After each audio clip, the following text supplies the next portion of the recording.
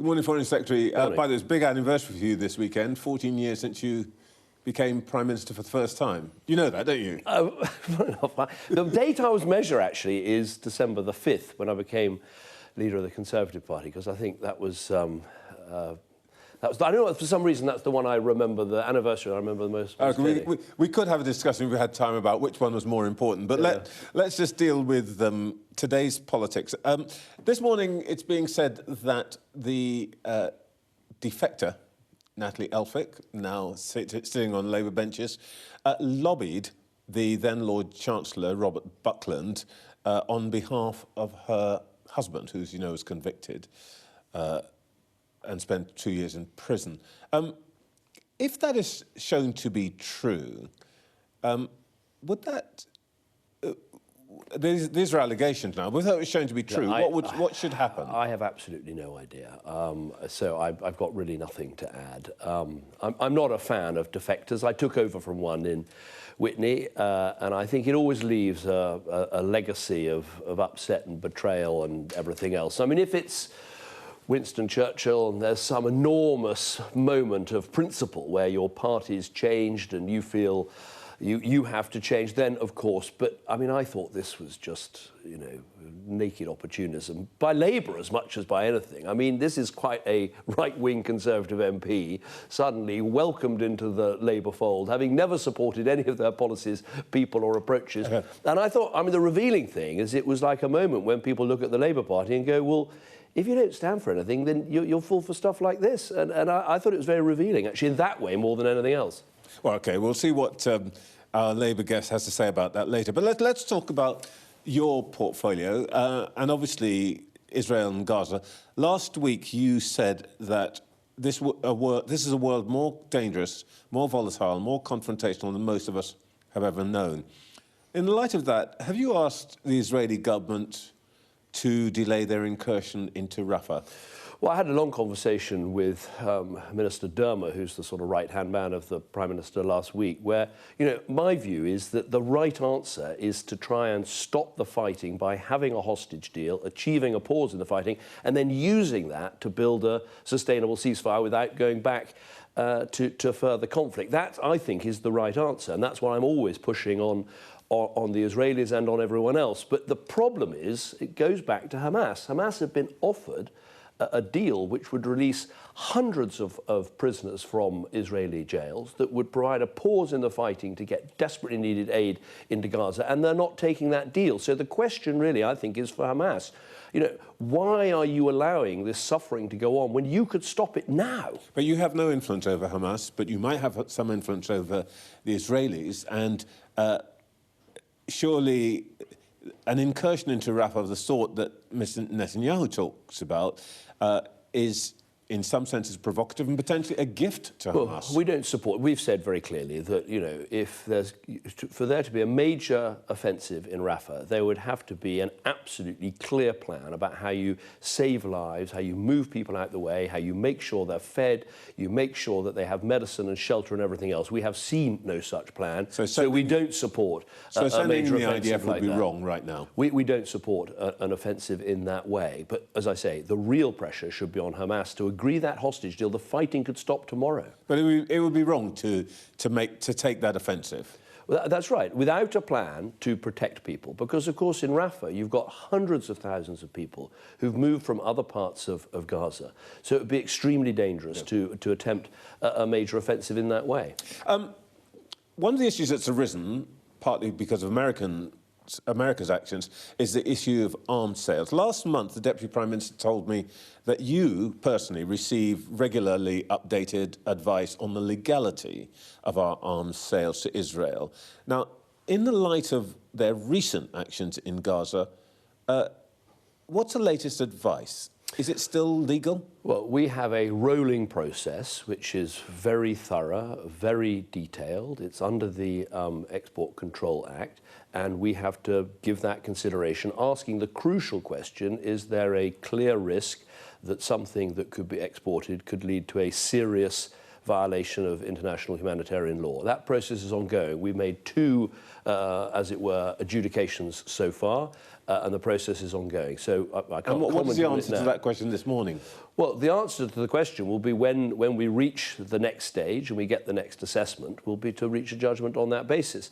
But I mean, I've said many times that I'm not content with the action Israel has taken over humanitarian aid. So they've never been given a clean bill of health because it's important that they do better on humanitarian aid. Now, there are some signs that that is happening.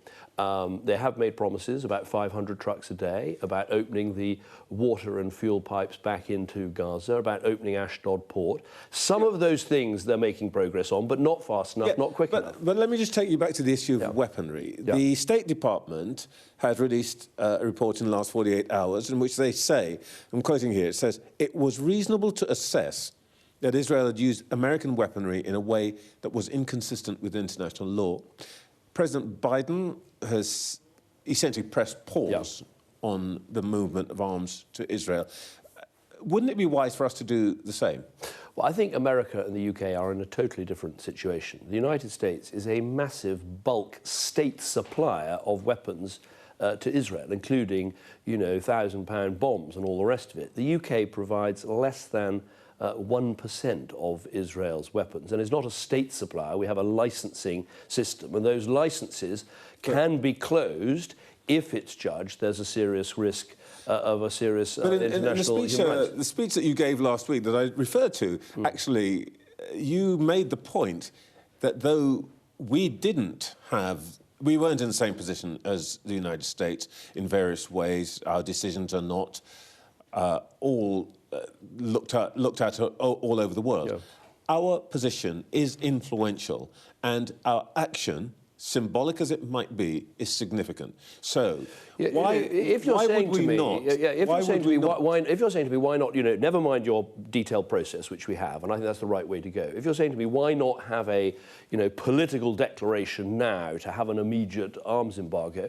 Well, I was pressed to do that a few months ago, and the very next thing that happened just a few days later was a massive Iranian attack on Israel, including 140 cruise missiles. So I don't think it would have been a wise path, and I still don't think it would be a wise path. I mean, if I announced that today, it might help me get through this television interview, but actually it would strengthen Hamas, it would weaken Israel. I think it would probably make a hostage deal less likely. So I don't think some sort of political declaration is the right answer. We should stick with our rigorous process of making sure we act within the law. OK, let's talk about Ukraine. Overnight, we understand the Russians are making advances. We don't know at the moment exactly how significant, but this is a dangerous moment, isn't it? It's extremely dangerous. This only underlines that this is a unjustified, illegal invasion by Putin into an independent sovereign country. And he's now, as it were, invaded it again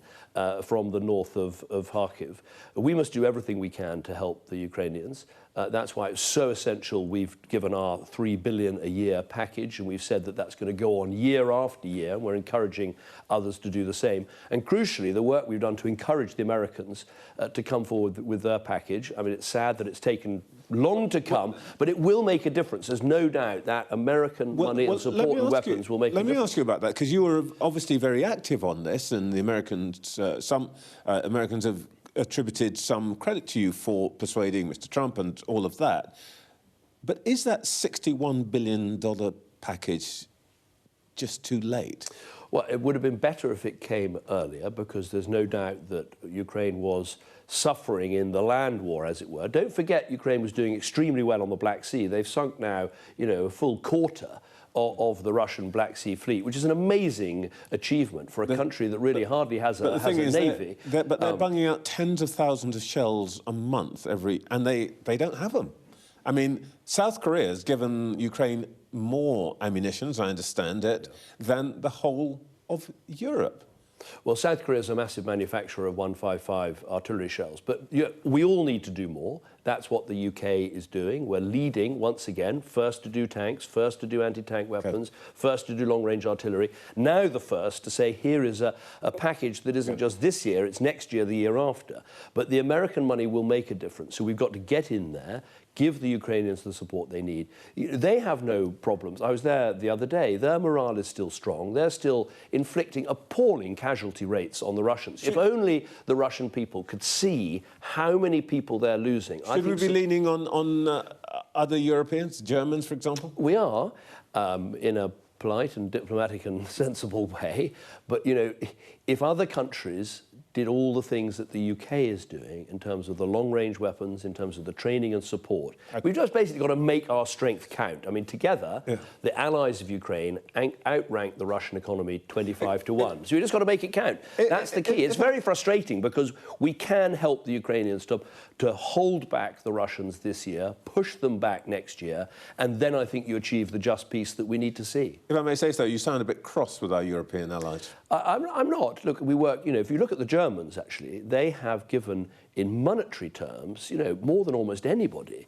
But of course, we'd like them to go further with the long-range artillery and with the Taurus missiles. So but it's a discussion, and but I'm doing everything I can. That's the most important part of my job right now. Mr. Putin seems to have opened up another front now in Georgia. Of course, there are demonstrations against the law being introduced by, I won't say his placeman, but one of his friends in government, which would limit free speech, which would crack down on any organisation that the government says might be a foreign agent. Is there... You said in this speech last week that we need to act now, that's the phrase you use, to protect our values. What are we doing now to act now about Georgia? Well, we're very supportive of the Georgian people, and we have been very clear that we think this act is wrong. It's mirrored, actually, by many countries around the world that are doing the same thing, trying to close down any sort of civic space, campaigning against any foreign non-government organisation, any charity, any organisation that they don't control. It's a problem all over the world, this sort of axis of authoritarian regimes. Indeed, and one of them is Iran. I know this sounds a little bit like a sort of tour of the world, but that's what you do, isn't it? You referred to Iran as an authoritarian regime. This week, over 100 leading figures in the cultural world, musicians, artists and writers, published a statement protesting the death sentence placed on a 20-year-old musician, Tamaj Salehi, for his songs, which are just supporting the women's movement. What are we doing to persuade or cajole or threaten the Iranians to prevent this young man being executed? We have sanctioned over 400 people in Iran for a range of different things. We still have diplomatic relations with them, so we're able to protest at every level things that they do and say that we disapprove of, which I think is right. And in that way, with allies, we're trying to put pressure on them in every area. So, for instance, on the nuclear dossier, we're trying to work through the IAEA to try and put pressure on there. On this sort of thing, we directly communicate with them, and we use sanctions where we can. We talk directly to build the up the Iranians pressure on this. On this particular issue, it's something I will raise with the Iranian foreign minister. Yes. Thank you. Now let's come home. Let's be frank. You got a thumping in the local elections. I spoke to the Prime Minister last week. He's obviously pretty frustrated. He can't close the gap with Labour. Let's suppose there was some old greybeard at the cabinet table who had maybe helped John Major win against the odds in 1992, might even have led the party to a couple of election victories himself. What would that greybeard be saying to the Prime Minister now about how he gets himself out of this? What I say, I don't have a beard, and I'm going grey, but I've still got a long way to go. I say to him, stick to the plan. I mean, I think the Prime Minister is a good man doing a great job at a difficult time. We saw last week that his economic plans are coming right. you know, with a 0.6% growth, much more than people expected, more than the IMF expected. And you've got this situation now where you can see inflation coming down. I think interest rates are going to come down, taxes are coming down, the economy is growing. And I think you've got a very clear choice opening up. And that's what happens as you get to the end of a parliament. It stops being a referendum on the government every day, and it starts being a choice between two teams. And you've got a choice now where you can see one team, the blue team, with a very clear plan to secure Britain's future with a strong economy, with growth and jobs. And then you've got a Labour Party that's just praying that people don't look at that and they sort of think about the Prime Minister that only lasted 49 days and the problems and all the rest of it. Yeah. And you could almost feel Labour desperate for the election now, because the longer actually we have between now and the election, the more you're going to see the plan is working. Oh, do you think that you're advising him to I'm not in charge of election timing, let me be absolutely clear. But I think he's right. He said second half of the year, and I think that's absolutely right, because things are, you can see the economic plan is working. And also I think people can see this whole issue about security, because it's not just about what's happening in other parts of the world. Right here in the UK, you see China cyber attacks, you see Iranian and Russian physical attacks. We know that security is the most important thing, and Rishi's got the policies and the team to deliver that. OK, you're talking about a team, but actually part of the problem, and one of the reasons that Labour's probably quite keen, is that they think your team captain is lacking. Let me show you something a lot of people have been talking about. Let's have a look at this. This is the TLDR, too long, didn't read version. The world is more dangerous than most of us have ever known. But we shouldn't let the risks we face overwhelm us into inaction. We can still make a difference. Now, all my friends have been watching this and saying to me, watch out, this bloke is after your job. Let's look at this one. No, I'm not. Well, let's look at this by contrast.